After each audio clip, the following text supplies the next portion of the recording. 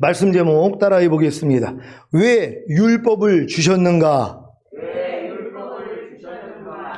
여러분에게 율법이 육체와 세상과 자아와 죄와 사탄으로부터 자유하게 하는 온전한 율법이 되었습니까?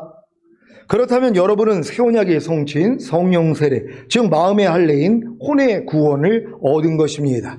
새 언약의 성취인 성령 세례, 즉 마음의 할례인 혼의 구원을 얻으면 여러분의 마음이 새 마음인 예수 그리스도의 마음이 되기에 자연스럽게 율법을 지키게 됩니다.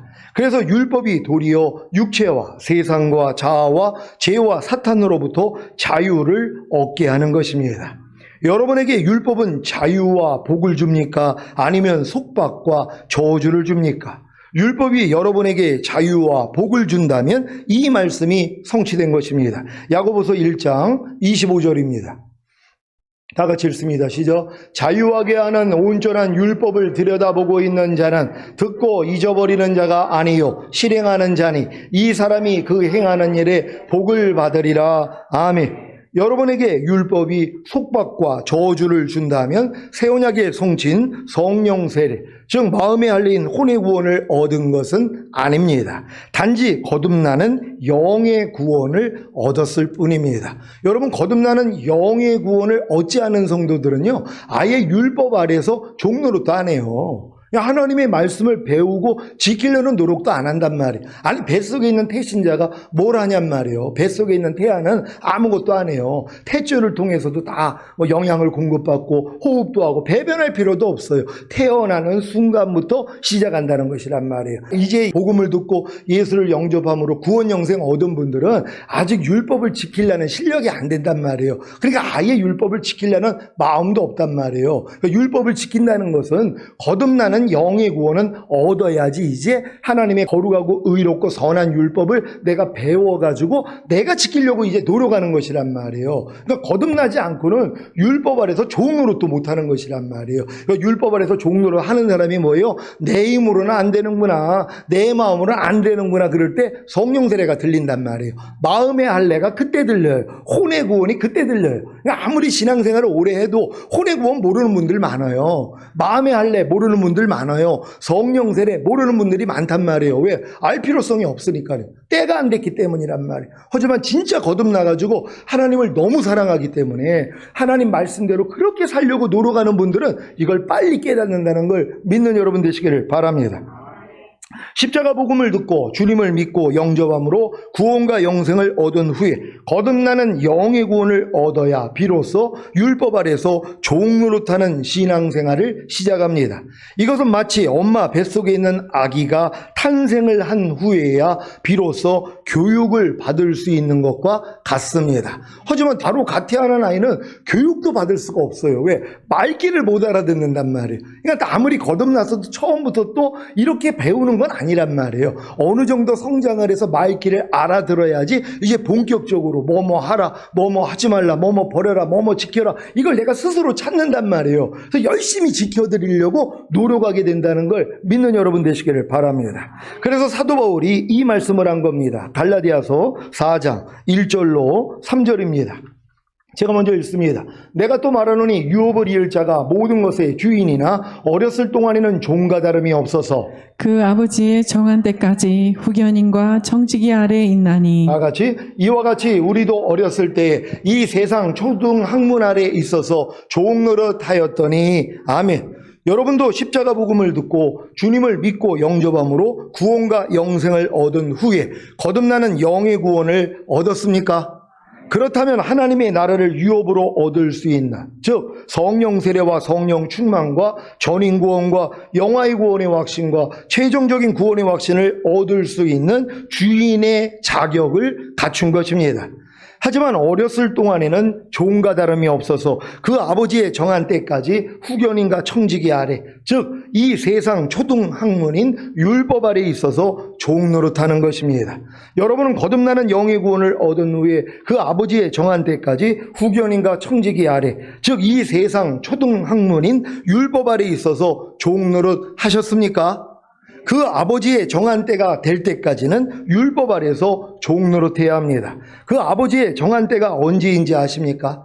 그때가 될 때까지는 율법 아래서 종노릇해야 하기 때문에 그 아버지의 정한 때가 언제인지 아는 것은 매우 중요합니다.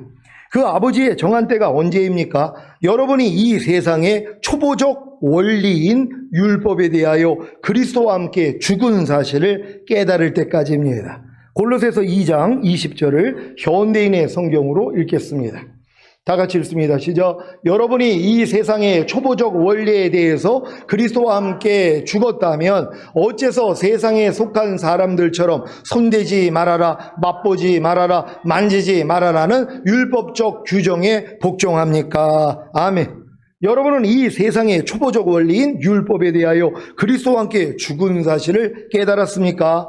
그렇다면 그 아버지의 정한 때가 된 것입니다. 근데 이렇게 거듭나서 율법 아래 있는 사람이 죽을 때까지 아버지의 정한 때가 안 돼요. 왜? 자기가 율법에 대해서 죽었다는 걸 모르기 때문이란 말이에요.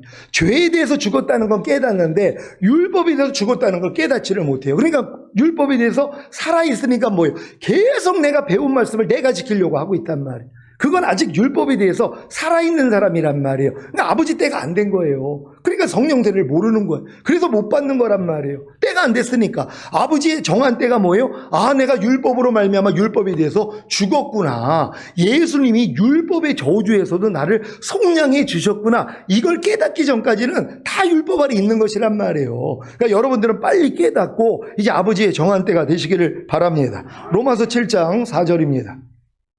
다 같이 읽습니다. 시작. 그러므로 내 형제들아 너희도 그리스도의 몸으로 말미암아 율법에 대하여 죽임을 당하였으니 이는 다르니 곧 죽은 자 가운데서 살아나신 이에게 가서 우리로 하나님을 위하여 열매를 맺히게 하려 함이니라. 아멘. 여러분 지금 하나님을 위하여 얼마나 많은 열매를 맺기를 원하십니까?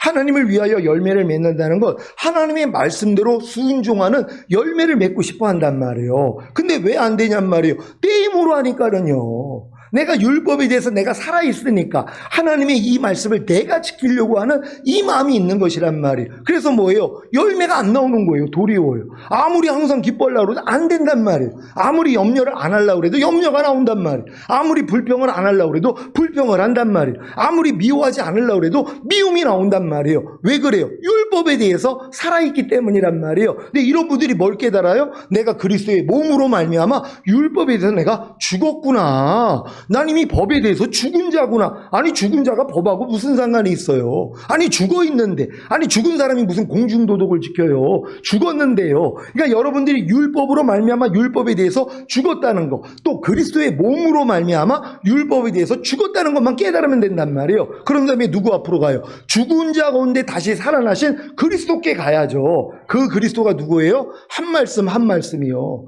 모든 말씀은 여러분의 죄 때문에 죽으시고 부활하신 말씀이잖아요. 그래서 여러분 안에 와 계시잖아요. 그 말씀 앞으로 가는 거란 말이에요. 그랬더니 뭐예요? 이제 열매가 나오더란 말이에요. 이 말씀이 지켜져 버리더란 말이에요. 그러니까 모든 한 말씀 한 말씀이 죽은 자 가운데 살아나신 그리스도란 말이에요. 그러니까 여러분 그 그리스도 앞으로 가면 되잖아요. 항상 기뻐하는 말씀을 통하여 하나님 나는 항상 기뻐하지 못해요. 너 그 율법에 의해서 이미 죽었잖아. 그러니까 뭐예요? 그리스도 앞으로 가야죠. 이 그리스도가 뭐라고요? 항상 기뻐하는 말씀이 이미 내 기뻐하지 않는 죄 때문에 죽으시고 부활하신 그리스도잖아요. 이 주님 앞으로 가는 것이란 말이에요. 그랬더니 뭐예요? 열매를 맺더란 말이에요. 항상 기뻐하는 말씀이 내 안에서 이루어져 버린단 말이에요. 이게 원리라는 것이란 말이에요. 오늘 이 말씀을 듣는 분들은 이 원리를 잘 깨닫고 진짜 그리스도 앞으로 가서 하나님을 향해 열매 맺는 여러분 되시기를 바랍니다.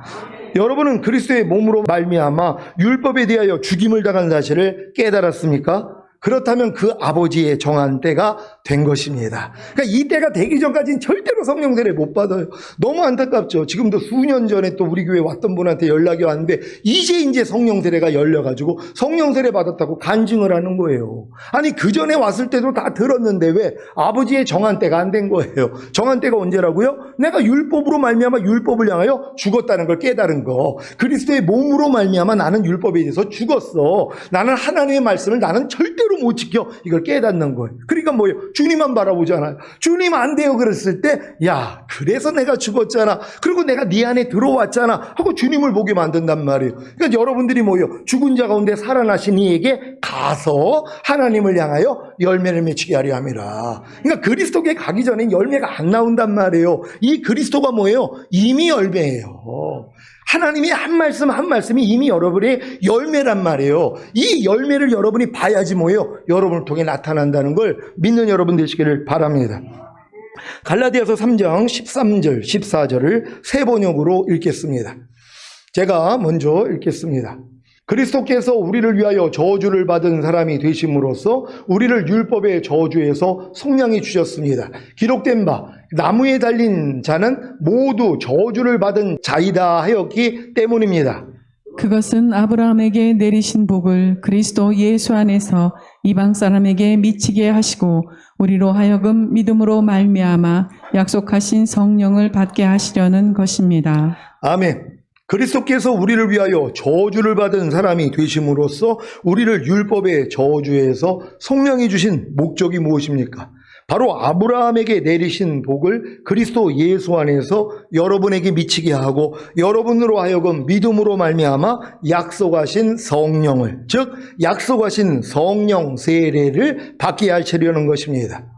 율법의 저주에서 자신이 속량받은 사실을 깨달을 때가 돼서야 비로소 믿음으로 말미암아 약속하신 성령을, 즉 약속하신 성령 세례를 받을 수 있습니다. 이것이 바로 그 아버지의 정한 때가 이른 것입니다. 그러면 왜 율법의 저주에서 자신이 속량받은 사실을 깨달을 때가 돼서야 비로소 믿음으로 말미암아 약속하신 성령을, 즉 약속하신 성령 세례를 받을 수 있는 것입니까? 거듭나는 영의 구원을 얻은 신자들이 왜 성령 세례 받는 혼의 구원을 받지 못하는지 아십니까? 믿음이 아닌 율법 행위로 의롭다함을 얻어 성령 세례 받는 혼의 구원을 받으려고 하기 때문입니다. 그래서 뭐뭐 하라, 뭐뭐 하지 말라, 뭐뭐 지키라, 뭐뭐 버리라는 율법을 자신의 힘과 노력으로 어떻게 해서든 지켜 의롭다함을 얻어 성령 세례 받는 혼의 구원을 받으려고 노력하는 것입니다.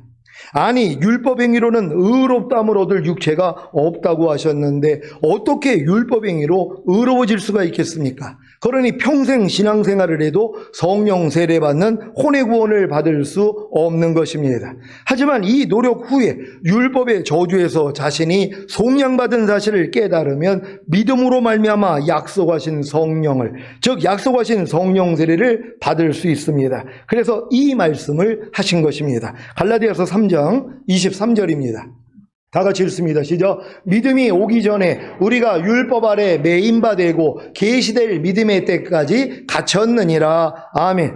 어떤 믿음이 오기 전에입니까? 율법의 저주에서 자신이 속량받은 사실을 깨닫고 오직 믿음으로 말미암아 약속하신 성령을, 즉 약속하신 성령 세례를 받을 수 있다는 믿음입니다.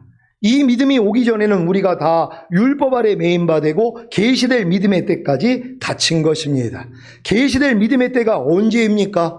율법의 저주에서 자신이 속량받은 사실을 깨닫고 오직 믿음으로 말미암아 약속하신 성령을, 즉 약속하신 성령 세례를 받을 수 있다는 계시가 열릴 때입니다. 여러분은 계시될 믿음의 때가 되셨습니까? 그렇다면 이 말씀이 성취된 것입니다. 갈라디아서 3장 24절입니다. 다 같이 읽습니다. 시작. 이같이 율법이 우리를 그리스도에게로 인도하는 몽학선생이 되어 우리로 하여금 믿음으로 말미암아 의롭다함을 얻게 하려 함이니라. 아멘. 여러분은 율법의 행위가 아닌 믿음으로 의롭다함을 얻었습니까? 그렇다면 믿음으로 말미암아 약속하신 성령을, 즉 약속하신 성령 세례를 받을 것입니다. 어떻게 해요? 세례나 성찬이나 안수나 기도를 통해서입니다. 세례를 통해 약속하신 성령 세례를, 즉 하나님의 나라를 유업으로 얻는 것을 설명하겠습니다. 갈라디아서 3장 26절로 29절을 개역 개정으로 읽겠습니다. 제가 먼저 읽습니다. 너희가 다 믿음으로 말미암아 그리스도 예수 안에서 하나님의 아들이 되었으니 누구든지 그리스도와 합하기 위하여 세례를 받은 자는 그리스도로 옷 입었느니라. 너희는 유대인이나 헬레인이나 종이나 자유인이나 남자나 여자나 다 그리스도 예수 안에서 하나이니라. 너희가 그리스도의 것이면 곧 아브라함의 자손이요 약속대로 유업을 이을 자니라. 아멘. 여러분은 다 율법의 행위가 아닌 믿음으로 말미암아 그리스도 예수 안에서 하나님의 아들이 되었기 때문에 그리스도와 합하기 위하여 세례를 받았습니까? 그렇다면 그리스도로 옷 입은 것입니다. 그리스도로 옷 입은 여러분은 그리스도의 것이기에 아브라함의 자손이 된 것이고 그로 인해 약속대로 유업을 이을 자가 된 것입니다. 그래서 성령 세례와 성령 충만과 전인 구원과 영화의 구원의 확신과 최종적인 구원의 확신을 얻는 것입니다. 그 결과가 무엇으로 나타납니까? 에스겔 36장 27절입니다. 다 같이 읽습니다. 시작. 또 내 신을 너희 속에 두어 너희로 내 율례를 행하게 하리니 너희가 내 규례를 지켜 행할지라. 아멘. 성령 세례 받은 성도만이 하나님의 율례와 규례를 지켜 행할 수 있습니다. 그 결과가 무엇인지 아십니까? 이 말씀이 성취되는 것입니다. 신명기 10장 13절입니다. 다 같이 읽습니다. 시작. 내가 오늘날 내 행복을 위하여 내게 명하는 여호와의 명령과 규례를 지킬 것이 아니냐. 아멘. 하나님이 여러분에게 명령과 규례를 지킬 것을 명하신 까닭이 무엇입니까? 바로 여러분의 행복을 위해서입니다. 결국 성령 세례를 받은 성도만이 하나님의 명령과 규례를 지킬 수 있기에 행복할 수 있는 것입니다. 여러분은 행복하기를 원하십니까? 그렇다면 한 단계 한 단계 신앙의 여정을 밟아 새 언약의 성취인 성령 세례를 받는 데까지 이르러 하나님의 율례와 규례를 지켜 행함으로 매일 복을 받으시기를 바랍니다. 그러니까 율법, 인간의 힘으로는 율법을 못 지키는데 주님이 내 안에 들어와서 그분이 지켜주시잖아요. 그러니까 너희는 성령을 쫓아 행하라. 그리하면 율법의 요구가 이루어지리라. 내 신을 네 속에 둠으로 너희로 내 율례를 행하게 하리니 너희가 내 규례를 지켜 행할지라. 이건 성령 세례 받은 사람들만이 아는 경험이란 말이에요. 그러니까 거듭나서 아무리 귀신 쫓고 권능행하고 선지자 노릇을 해도 아직 이 경험은 못한단 말이에요. 왜? 마음의 할례가 안 이루어졌기 때문에. 마음의 할례가 이루어져야지 이제는 성령님만 의지하면 율법의 요구가 이루어져 버린단 말이에요. 예전에 내가 아무리 뭐뭐 하라 하지 말라 버려라 지켜라 이 말씀을 내가 지키려고 해도 안 됐는데 이제 성령님만 의뢰하니까 뭐예요? 저절로 되더란 말이에요. 이 경험을 하고 있는 사람들이 마음의 할례가 이루어진 사람들이고 성령 세례 받은 사람들이고 의의 겉옷을 입었기 때문에 주님 오실 때 휴거되는 것이란 말이에요. 그러니까 반드시 여러분이 이 땅에 살 동안 의의 겉옷, 구원의 속옷만 입고 다니는 게 아니라 의의 겉옷, 그리스도로 옷을 입어야 된다는 것이에요. 이렇게 그리스도로 옷 입고 다니는 여러분 되시기를 바랍니다. 갈라디아서 3장 19절입니다. 다 같이 읽습니다. 시작. 그런즉 율법은 무엇이냐? 범법함을 인하여 더한 것이라. 천사들로 말미암아 중보의 손을 빌어 베푸신 것인데 약속하신 자손이 오시기까지 있을 것이라. 아멘. 사도 바울이 앞 구절에 만일 그 유업이 율법에서 난 것이면 약속에서 난 것이 아니리라. 그러나 하나님이 약속으로 말미암아 아브라함에게 은혜로 주신 것이라는 말씀을 언급한 후에 이 구절에서 질문을 제기한 것은 당연한 결과입니다. 바울은 갈라디아에 있는 교회들에게 서신을 써보내면서 율법의 목적에 관한 질문이 죄기될 것을 예측하고서 미리 그 질문에 대하여 답하고 있습니다. 성령의 감동하신 가운데 바울은 갈라디아서 1장, 2장, 3장에서 모세의 율법은 사람을 더 좋게 만들거나 또는 구원하지 못하며 더군다나 의롭게 하기 위해 주어진 것이 결코 아니라는 사실을 증거했습니다. 율법은 죄인을 정죄함으로써 죄인에게 하나님의 은혜의 필요성을 깨닫게 하기 위하여 주어진 것입니다. 바울은 그리스도의 죽으심이야말로 구원이 율법에 의해서는 결코 이루어질 수 없다는 사실에 대한 최종적이고도 결정적인 증거가 됨을 이미 보여주었습니다. 즉 사도 바울은 이렇게 말하고 있습니다. 만일 의롭게 되는 것이 율법으로 말미암으면 그리스도께서 헛되이 죽으셨느니라. 아니 주님이 죽으신 이유가 뭐예요? 인간의 노력으로 인간이 율법을 지켜가지고 의로워질 수가 없단 말이에요. 왜? 하나님은 의인만 구원하시기 때문이란 말이에요. 지금 다시 오시는 주님은 뭐예요? 의인을 데리러 오는 것이란 말이에요. 초림 예수님은 죄인을 불러 회개시키러 오셨다면 다시 오시는 주님은 뭐예요? 의인을 데리러 오는 것이란 말이에요. 근데 누가 율법의 행위로 의롭다함을 얻냔 말이에요. 그러니까 어느 누구도 구원받을 수가 없단 말이에요. 그러니까 예수님이 뭐예요? 대신 죽으신 것이란 말이에요. 값없이 의롭다함을 주시기 위해 예수만 믿기만 하면, 나의 죄 때문에 그분이 죽으시고 나를 의롭다 하기 위해서 부활하신 사실을 믿고 예수만 영접하면 하나님이 뭐예요? 값없이 의롭다함을 주셔서 여러분을 구원하신 것이란 말이에요. 그러면서 이제 시작되는 게 뭐예요? 영의 구원, 혼의 구원, 몸의 구원, 전인 구원 계속 나아가야죠. 일단 태어나야지 유아기가 되고, 그리고 조금 있으니까 이제 아동기가 되고, 청소년기가 되고, 성인기가 되고, 노년기가 되는 거잖아요. 그러니까 일단은 뭐예요? 임신부터 해야죠. 그러니까 예수님을 구주로 영접하면 구원과 영생을 얻은 게 태신자란 말이에요. 임신돼 있는 거란 말이에요. 여기서 해산의 수고를 해서 탄생을 해야지 뭐예요? 이제 거듭난 거잖아요. 이걸로 만족하면 안 되죠. 더 성장을 해서 이제 성령 세례, 성령 충만, 전인 구원까지 이렇게 성장을 해야 되는 것이란 말이에요. 그래야지 이제 주님의 완전한 아들들로 여러분이 이 땅에서 살다가 첫월미로 휴거되고 이 땅에 내려와 1000년 동안 왕 노릇하다가 영원한 아버지의 나라에 해와 같은 자리로 들어간다는 걸 믿는 여러분 되시기를 바랍니다. 율법에 의한 구원을 가르치는 것은 예수 그리스도의 죽으심의 필요성과 유효성을 모두 다 부인하는 것이 됩니다. 율법은 사람을 거룩해 하거나 더 낮게 개선시키지 못합니다. 율법이 할 수 있는 것은 오직 인간이 얼마나 악한 존재인 것을 보여주는 것이며, 하나님의 은혜가 없으면 도저히 소망이 없는 존재임을 나타내 보여주는 데 있었습니다. 그러면 율법은 왜 주어졌습니까? 바울은 죄인이나 성도가 율법으로서는 의롭게 되거나 거룩해 되거나 죄값을 지불하지 못한다는 것을 입증한 후에 사람이 이렇게 질문할 것을 예상하고 있었습니다. 그러면 율법의 기능은 무엇이냐? 만일 사람이 율법을 통해 구원받거나 개선되거나 보존될 수 없다면 과연 율법이 하는 것은 무엇이냐?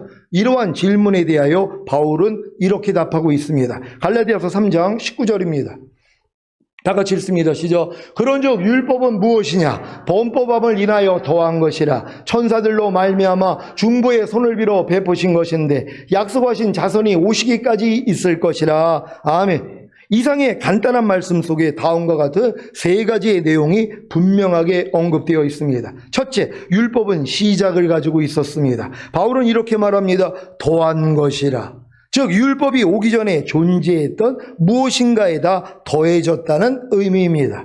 무엇에다가 더해진 것 같습니까? 바로 은혜입니다.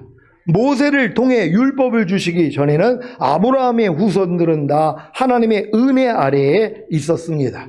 둘째, 율법은 분명한 목적을 가지고 있었습니다. 범법함을 인하여 더한 것이라. 즉 죄를 범하는 행위를 통해 우리 안에 있는 죄의 참 본질을 드러내기 위해서입니다. 셋째, 율법은 또한 끝을 가지고 있습니다. 이는 율법이 시작을 가지고 있었던 것과 같습니다. 약속하신 자손이 오시기까지 있을 것이라. 즉 율법은 약속하신 자손인 예수 그리스도께서 오셨을 때 끝난 것입니다.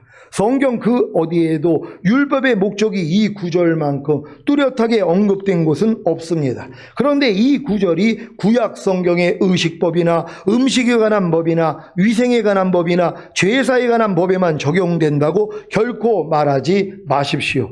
바울은 여기서 율법, 즉 율법 전체, 특히 십계명을 말하고 있습니다. 다시 말해서 바울은 죄인을 저주한 율법, 그 하나님의 거룩한 율법을 말하고 있습니다. 어떤 사람들은 소위 모세의 율법과 하나님의 율법을 교묘하게 구분하지만 성경에는 그러한 주장을 뒷받침해 줄 만한 구절이 하나도 없습니다. 그것은 단지 하나님의 은혜로 구원받기보다는 율법에 의해 정죄받고 싶어하는 사람들이 조작해낸 인간적인 고안에 불과합니다. 이제 갈라디아서 3장 19절에서 바울이 주장하고 있는 세 가지 것들을 좀 더 자세히 주목해 보겠습니다. 첫째는 율법의 시작에 관한 것입니다. 그러면 이 율법이 더해졌을 때 율법은 무엇에 더해진 것입니까? 먼저 만왕의 왕이신 주 예수 그리스도의 초림을 선포했던 세례 요한의 말에 주목하시기 바랍니다. 그런 요한복음 1장 17절에서 이렇게 말하고 있습니다.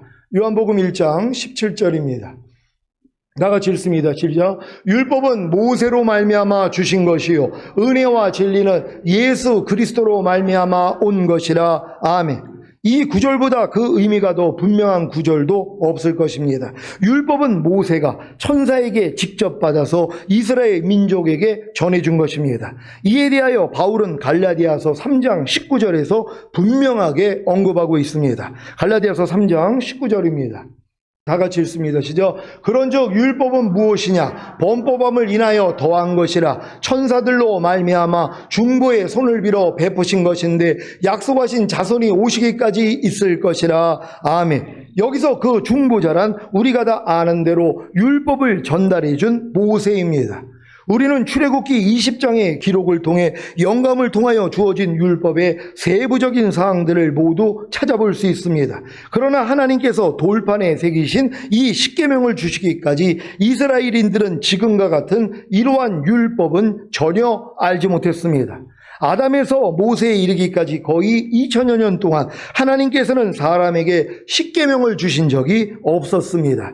이러한 사실은 로마서 5장 13절에 의해 아주 분명해집니다. 로마서 5장 13절 다 같이 읽습니다. 시작. 죄가 율법 있기 전에도 세상에 있었으나 율법이 없을 때에는 죄를 죄로 여기지 아니하느니라. 아멘. 이 구절의 하반부에 대해서는 나중에 더 자세하게 다루겠지만 여기서는 상반부인 죄가 율법 있기 전에도 세상에 있었다는 말씀에 주목하시기 바랍니다. 율법이 주어진 때가 있었습니다. 그러므로 그 이전에는 기록된 형태의 계명은 존재하지 않았습니다. 그 다음에는 바울이 언급한 대로 율법이 더해지기 전에 이미 어떤 것이 존재했음을 주목하기 바랍니다. 우리가 어떤 것을 더한다고 할 때는 그 이전에 무엇이 이미 존재하고 있었음을 의미합니다. 그러면 율법이 더해지기 전에 무엇이 이미 존재하고 있었을까요? 하나님께서 모세를 통하여 율법을 주시기 전에 사람들은 무엇에 근거하여 살았을까요? 우리는 모두 그 해답을 알고 있습니다. 그것은 바로 하나님의 은혜였습니다. 아담은 하나님의 은혜 아래에 있었으며 노아도 하나님의 은혜 아래에 있었고 아브라함도 하나님의 은혜 아래에 있었습니다. 하나님은 율법을 주시기 전에도 인간을 은혜로 다스렸고 율법 시대에도 은혜로서 다루셨으며 율법 시대 이후에도 그리하셨습니다.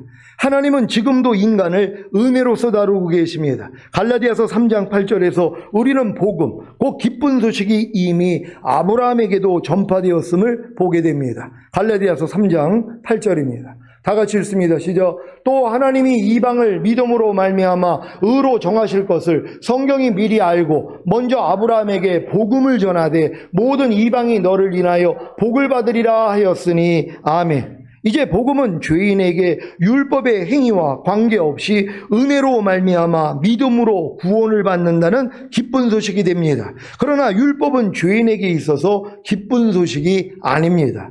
오히려 율법은 범죄자와 죄인에게 아주 나쁜 소식입니다. 왜냐하면 율법은 이러한 죄인에게 그가 얼마나 악한 존재인지를 보여주기 때문입니다. 따라서 죄인은 이 율법에 의해서 정죄받고 저주를 받게 되며 따라서 자기의 죄에 대하여 율법에 의해서 처벌받아야 하는 것입니다. 이와 같이 율법의 나쁜 소식이 은혜의 좋은 소식에 더해졌던 것입니다. 바울이 명확히 말하고 있는 바대로 더한 것이라고 한 것을 주목하시기를 바랍니다. 여러분, 율법이 은혜에 더해졌다는 사실을 이해하셨습니까?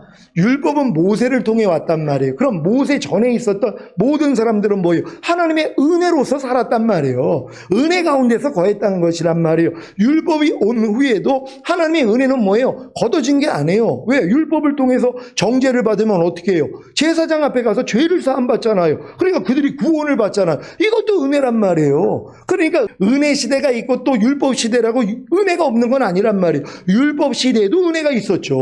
왜요? 율법으로 우리가 정죄받고 지옥에 가야 되는데 자기의 그 동물을 가지고 가서 제사를 받으니까 용서함을 받았잖아요. 이게 은혜라는 걸 믿는 여러분 되시기를 바랍니다. 율법은 은혜의 자리를 대신한 것이 아니었고 은혜와 혼합된 것도 아니었으며 하나님의 은혜를 보완하는 것도 아니었습니다. 율법은 다만 더해진 것이었습니다. 여기서 더해진이란 나라는 헬라어 원형으로 프로스티데미인데 옆에 나란히 놓여 있다는 뜻입니다. 그러므로 율법은 이미 존재하고 있던 은혜 곁에 나란히 놓여졌다고 할 수 있습니다. 이 차이를 주목할 필요가 있습니다. 즉 율법이 주어졌을 때 은혜가 제거된 것이 아닙니다. 그러니까 자꾸 사람들은 율법 그러면은 은혜가 없다고 생각을 해요. 아니 율법을 통해 정죄받으면 제사장 앞에 가서 죄산 받았잖아요. 그래서 구원을 얻은 거란 말이에요. 그것이 은혜라는 것이란 말이에요. 그러니까 은혜에 더해진 것이 나란히 놓여졌다는 걸 믿는 여러분 되시기를 바랍니다.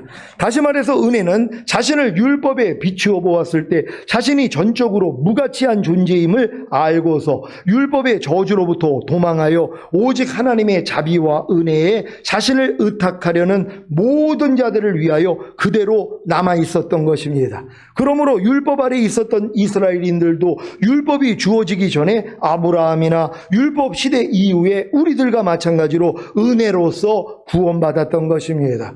여러분 구약에 있는 이스라엘 백성들, 출애굽한 이스라엘 백성들이 율법을 지켜서 구원받은 게 아니잖아요. 은혜로 구원받은 것이란 말이에요. 왜? 율법을 지킬 수가 없으니까. 근데 제사법을 주셨잖아요. 예수님을 모형으로 미리 제사법을 만들어주신 것이란 말이에요. 그러니까 그들의 죄를 대신할 짐승을 죽여가지고 그 피로다가 죄를 사해 줬잖아요. 예수님의 예표란 말이에요.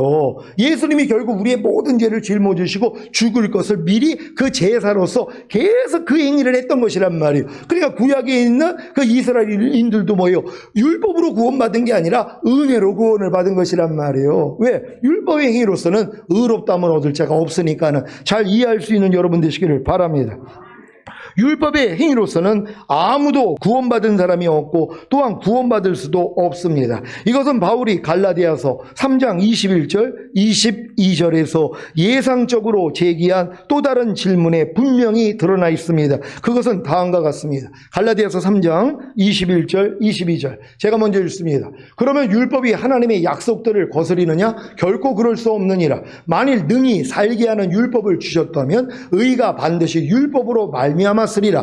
그러나 성경이 모든 것을 죄 아래 가두었으니 이는 예수 그리스도를 믿음으로 말미암은 약속을 믿는 자들에게 주려 함이니라. 아멘.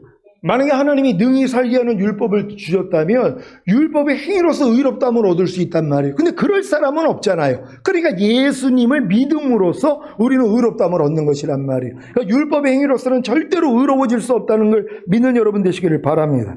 바울은 말하기를 만일 율법이 생명을 줄 수 있었다면 그리스도께서 죽으실 필요가 결코 없었을 것이라고 했습니다. 그리고 만일 사람이 스스로 자신을 구원할 수 있다면 굳이 자신을 대신해서 죽으신 구주를 무엇 때문에 필요로 하겠는가라고 말하는 것입니다. 또한 만일 사람이 스스로 자신의 구원을 유지할 수 있다면 하나님의 오른편에서 그를 위해 중보의 기도를 매일 드리시는 대제사장이 왜 필요하단 말인가라고 말하는 것입니다. 사람은 결코 율법이나 자신의 행위로는 구원받을 수 없습니다. 그래서 바울은 율법과 복음은 서로 모순되는 것이 아니며 단지 그것들은 서로 다른 목적을 가지고 있을 뿐이다.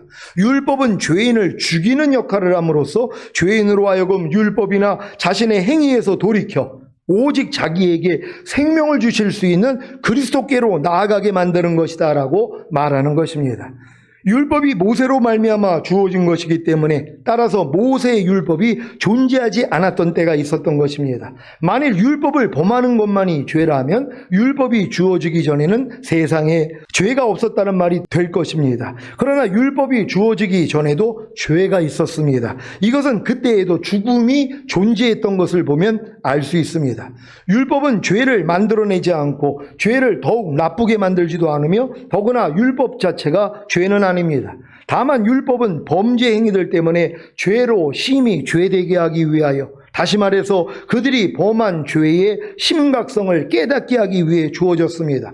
바울은 이것을 로마서 5장 20절에서 이렇게 기록하고 있습니다. 로마서 5장 20절 다 같이 읽습니다. 시작. 율법이 가입한 것은 범죄를 더하게 하려 함이라. 그러나 죄가 더한 곳에 은혜가 넘쳤나니. 아멘. 그러므로 율법은 죄의 참된 본성을 드러내는데 이는 우리로 하여금 전능하신 하나님께로 나아가 그 은혜를 얻게 하려는 것입니다. 뿐만 아니라 죄는 언제나 도덕적으로 그릇된 것이었었는데 율법은 이제 그것을 법적으로 그릇된 것으로 만들었습니다.